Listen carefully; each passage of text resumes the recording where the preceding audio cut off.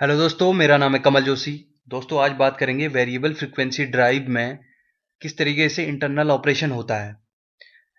जैसे कि हम लोग जानते हैं, वेरिएबल फ्रीक्वेंसी ड्राइव में हम लोग फ्रीक्वेंसी को चेंज करके स्पीड को कंट्रोल करते हैं। चाहे वो स्पीड कंट्रोल हो, चाहे वो उसकी डायरेक्शन चेंज हो, मोटर की डायरेक्शन चेंज होती है जो, या फिर उसमें अलग अलग स्पीड रेफरेंस डालना है। वो किस तरीके से अंदर इंटरनल इसमें ऑपरेशन होता है, उसके बारे में आज हम स्टडी करेंगे। तो ये है एक इंटरनल डायग्राम वीएफडी का, जिसमें अलग अलग स्टेज होती हैं। जो पहला स्टेज है वो इनपुट के लिए मैंने शो करवाया है, जिसमें अलग अलग फेज जा रहा है। आपका phase 1, phase 2, phase 3, R Y B, जो हमारा 440 वोल्ट और 50 हर्ट्ज हमारा जो सप्लाई है। और उसके बाद है हमारा रेक्टिफिकेशन स्टेज है, ये रेक्टिफिकेशन के लिए दिया हुआ है। और थर्ड स्टेज जो दी हुई है यहाँ पर, ये कैपेसिटर जो शो किया हुआ है, ये हमारा दिया हुआ है इसको, जो हमारा रेक्टिफाई होके जो हमारे रिपल वगैरह को स्मूथ करने के लिए यहाँ पर। और थर्ड स्टेज जो है इन्वर्टर स्टेज है। यहाँ पर ये जो हमारा दिया हुआ है ये पूरा सेक्शन, ये इन्वर्टर स्टेज है। तो अभी आगे जाके देखते हैं इस तरीके से अलग अलग स्टेज को हम लोग स्टडी करते हैं। इसके जो फर्स्ट स्टेज है, इसमें इनपुट में हमें 415 से 430 तक वोल्टेज हमें मिल जाएगी। मीन्स 415 से 430 वोल्ट इसमें मिलेगा। और 50 हर्ट्ज या 60 हर्ट्ज हमारा फ्रीक्वेंसी रहेगी। तो इसमें जो आउटपुट में चेंजेस करने के लिए हमें इसमें बीच में जो ऑपरेशन होता है उसके बारे में हम बात करते हैं। जो स्टेज फर्स्ट है वो हमारा रेक्टिफिकेशन है। यहाँ पर रेक्टिफायर मीन्स यहाँ पर रेक्टिफिकेशन होगा और यहाँ पर से एसी को डीसी में चेंज किया जाएगा। तो इस स्टेज की बात करते हैं तो सबसे पहले इस फिगर को अगर हम देखें, ये जो हमारा है ये किसी भी थ्री फेज का एक पूरा साइकिल है। यहाँ पर से अगर रेड की बात करते हैं तो ये एक 360 में इसका एक पूरा साइकिल है। तो सबसे पहले इसका देखते हैं, इसके ऊपर 90 में हम लोग ऑब्जर्व करेंगे। 90 डिग्री में इसको पूरा ऑब्जर्व करेंगे इस पल्स को। पहली फर्स्ट एक बेसिक जो इलेक्ट्रिकल का जो हमारा एक फंडामेंटल एक रूल है वो ये है कि हमेशा जो हमारा इलेक्ट्रिसिटी है वो प्लस से माइनस की तरफ जाती है। यहाँ पर हमारा प्लस से माइनस वोल्ट की तरफ जाएगी। तो ये एक बेसिक जो हमारा इलेक्ट्रिकल का जो फंडा रहता है। तो सबसे पहले बात करते हैं जो हमारा फेज 1 है। फेज 1 क्या है? हाई है, इसमें मीन्स पॉजिटिव वोल्टेज है। और इसके लिए यहाँ पर इसकी बात करते हैं तो यहाँ पर जो ये जो हिस्सा है इसका, इसमें क्या है? रेड वाला जो है हाई है और येलो वाला लो है। मीन्स यहाँ पर प्लस से माइनस की तरफ जाएगा। तो यहाँ पर D1 ऑन रहेगा, प्लस है, ये पीछे की तरफ से जाएगा डायोड के। और इसमें लो कौन सा है?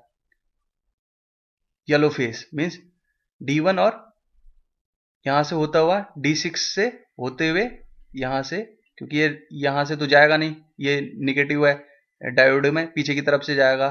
पॉजिटिव यहाँ से है, पॉजिटिव यहाँ से पास करेगा और फेज 2 की तरफ चला जाएगा। मीन्स एक पूरा पाथ बन जाएगा। एक पूरा पाथ भी तो बनना है, प्लस से माइनस के बीच में एक जो पाथ बनेगा वो इस तरीके से बनेगा। यहाँ से जाएगा और यहाँ से होता हुआ यहाँ आएगा। ये इसके इसके पैरेलल में लोड लगा हुआ है। ये लोड के बारे में आपको मैं बाद में डिस्क्राइब करता हूँ। मीन्स ये सोच लीजिए कि यहाँ पर एक लोड है, यहाँ पर एक लोड है। तो लोड चलाने के लिए हमने क्या, प्लस से लिया और माइनस से हमारा D6 से होते हुए फेज 2 में रिटर्न हो गया पाथ। तो यहाँ पर हमारा एक पूरा साइकिल हो गई है। तो ये साइकिल किस तरीके की होगी? क्योंकि ये प्लस यहाँ से गया है और यहाँ तक लौटा है। तो ये इस तरीके का बनेगा। ये देख लीजिए, ये है इसका जीरो, ये यहाँ पर जीरो है, ये प्लस में, ये माइनस में है। मीन्स यहाँ इतना इतना ये लगभग 90 के जो साइकिल है उस पर देगा। और उसके बाद क्या है? रेड हाई है और येलो ऊपर चला गया। लेकिन यहाँ पर क्या है? ब्लू ब्लू वाला जो फेज है वो डाउन हो गया है। मीन्स वो निगेटिव पे चला गया है।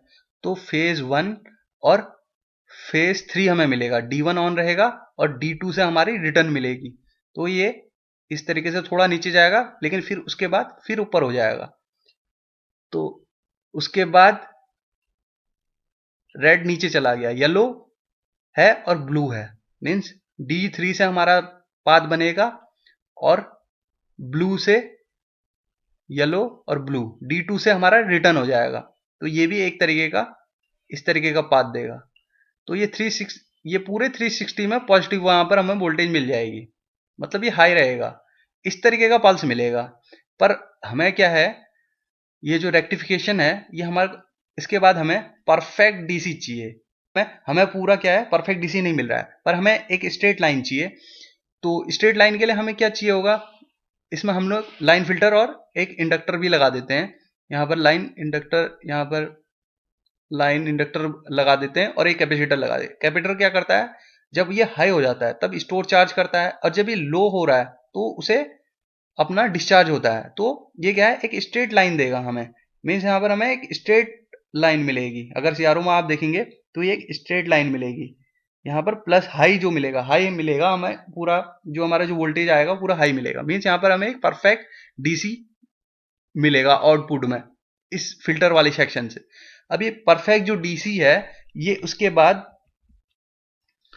कहाँ जाएगा, ये जो है अपना इन्वर्टर सेक्शन है। ये जो अपना सेक्शन दिख रहा है आपको, ये इन्वर्टर सेक्शन है। इसके बाद ये यहां पर से इन्वर्टर सेक्शन में जाएगा। अगर इस हिस्से को अलग कर दिया जाए मोटर के हिस्से को, तो ये इन्वर्टर सेक्शन में जाएगा। तो ये इन्वर्टर सेक्शन जो है जनरली वो होता है आईजीबीटी का मॉड्यूल। आईजीबीटी का मॉड्यूल को मैंने यहाँ पर अलग अलग शो करवा रखा है। जैसे इनको मैंने स्विच से शो करवा रखा है, इसको मैंने स्विच से क्यों शो करवा रखा है मैं अभी बताऊंगा। S1 S2 S6 तक मैंने यहाँ पर शो करा रखा है। हर फेज के लिए दो दो आईजीबीटी का मॉड्यूल मैंने यूज किए हुए हैं। तो जो आईजीबीटी का जो मॉड्यूल है S1 S2 S3 S4 S5 S6, ये किस तरीके से कंट्रोल होंगे, ये जनरली इसमें क्या है, गेट कंट्रोल्ड होते हैं। ये गेट कंट्रोल, इसमें क्या है, यहाँ पर गेट ड्राइवर लगा होगा। हर आईजीबीटी को कंट्रोल करने के लिए इसमें एक गेट ड्राइवर होता है। मीन्स इसके जो गेट को कंट्रोल करता है, यहाँ पर इसका गेट ड्राइवर होगा। तो सारी जो आईजीबीटीज के गेट ड्राइवर जो होंगे माइक्रो कंट्रोलर से जुड़े हुए होंगे। ये माइक्रो कंट्रोलर पर जाएगा और माइक्रो कंट्रोलर इन्हें क्या करेगा, इनकी स्विचिंग करेगा और स्विचिंग करके इसके एम्पलीट्यूड में चेंज करेगा। तो इसकी जो एम्पलीट्यूड होती है वो किस तरीके से स्विच होती है, अगर मैं लूं, अगर मुझे आउटपुट में भी 3 फेज जैसा आया था 50 हर्ट्ज वैसा ही चाहिए, तो उसके लिए मैं किस तरीके से स्विच करूंगा, इसको मैं एक एग्जांपल के तौर पर बता देता हूं। जैसे मुझे ये परफेक्ट जैसा इनपुट आया था वैसा ही चाहिए, या फिर इसमें कुछ मॉडिफिकेशन होंगे, तो वो किस तरीके से माइक्रो कंट्रोलर करेगा इसके बारे में मैं आपको बताता हूं। जैसे अगर मुझे ये पहला फेज जो मैंने पहला 90 हाफ लिया हुआ था, तो इसमें रेड हाई है और येलो लो है, तो मुझे S1 को क्लोज करना होगा और S6 को क्लोज करना होगा, जिससे मेरे क्या है, सप्लाई यहां से आएगी और रेड से होते हुए इसको अगर मैं बंद कर दूंगा तो S6 से होते हुए रेड और येलो मुझे मिलेगा। तो S1 और S6 स्विच को मैं क्लोज करूंगा। तो ये जो माइक्रो कंट्रोलर है S1 और S6 को क्लोज करेगा, और उसके बाद जो रेड है और ब्लू है, मीन्स रेड और ब्लू मुझे चाहिए, रेड हाई चाहिए और ब्लू मुझे लो चाहिए, तो मैं S1 और S2 को क्लोज करूंगा। तो S1 और S2 को अगर हम क्लोज कर देंगे तो हमें इस तरीके की पल्स मिलेगी। तो ये माइक्रो कंट्रोलर S1 और S2 को क्लोज कर देगा। तो इसी तरीके से माइक्रो कंट्रोलर इसमें चेंज करता है। और अगर इसके एम्पलीट्यूड में कोई चेंज करना है, मीन्स यहाँ पर अगर हमें फ्रीक्वेंसी में चेंजेस चाहिए, जैसे हम लोगों ने पैरामीटर डाले हुए हैं फ्रीक्वेंसी मीन्स स्पीड चेंज के लिए, मीन्स इतने स्पीड लिमिट तक ये इतनी फ्रीक्वेंसी पे चलेगा, तो ये क्या करेगा, इसको होल्ड करके रखेगा। तो ये जो है ये आईजीबीटी का जो गेट है, इस गेट को जो माइक्रो कंट्रोलर कंट्रोल कर रहा है गेट के थ्रू, तो ये इससे क्या है, इससे एम्पलीट्यूड को कंट्रोल करता है, जिसके थ्रू हमारी फ्रीक्वेंसी में चेंजेस आते हैं।